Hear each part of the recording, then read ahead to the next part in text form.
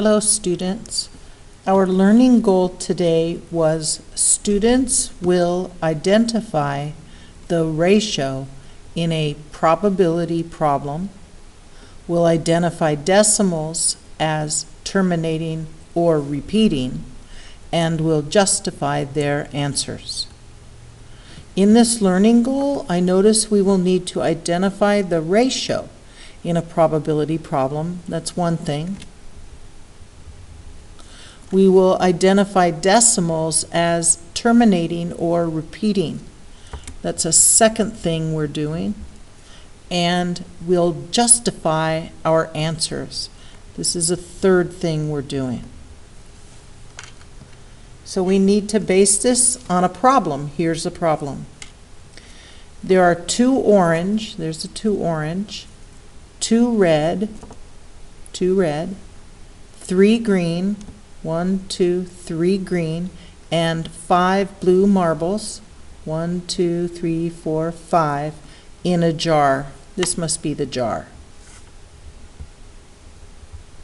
There's our situation. Now I might want to take notes about this. I could say there are two orange, two red, R for red, let's make it a big R, 3 green, and 5 blue marbles. Those are my notes. Now here's the question. It says, what is the probability ratio? Ratio, remember, is going to be in fraction form with desired outcome on top in the numerator position and total outcome in the denominator position.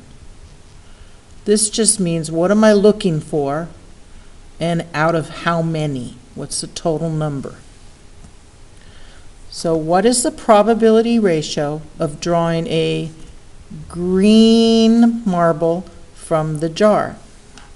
So to do this, I need to see what my desired outcome is. That means I need to count the total number of green marbles. So I see there are 1, 2, 3.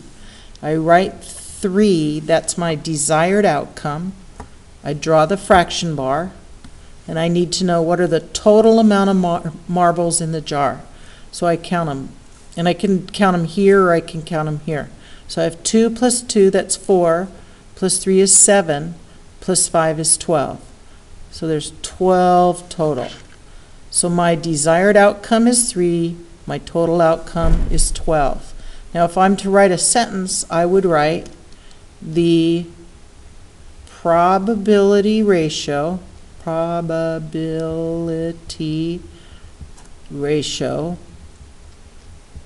is 3 out of 12 because now I'm justifying my answer. That's that third thing we need to do. Because the desired outcome is 3 and the total outcome is 12. If I want full credit on my answer, I need to use academic language. That means I'm going to say probability ratio. I will say desired outcome and total outcome in my answer. Now I have another question, and this is looking at the second part of the learning goal.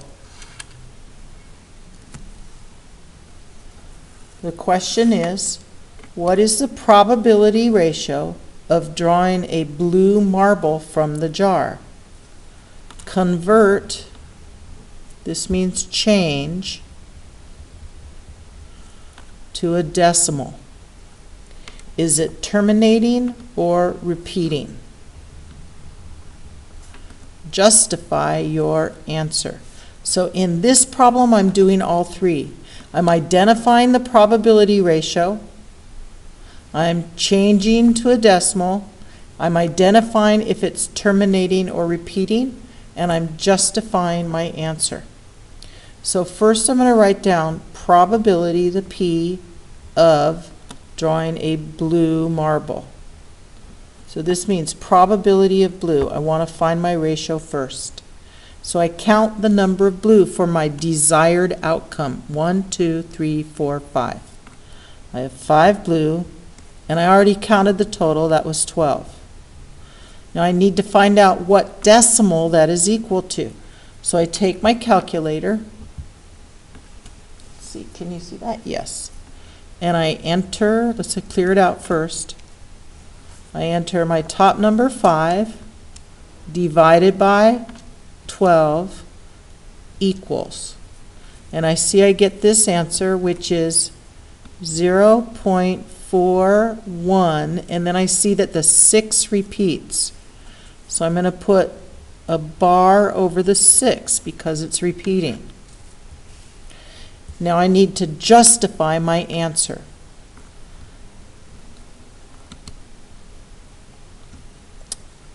So I say the probability ratio is 5/12, which is equal to 0.416 repeating. The decimal is repeating.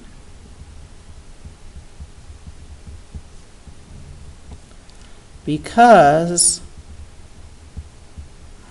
the last digit, 6, repeats. I want to use this academic language, digit.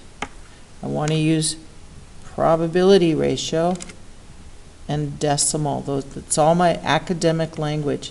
Right here, this is my justification. It's where I justify. It's right after the because. And that's the end of the video today.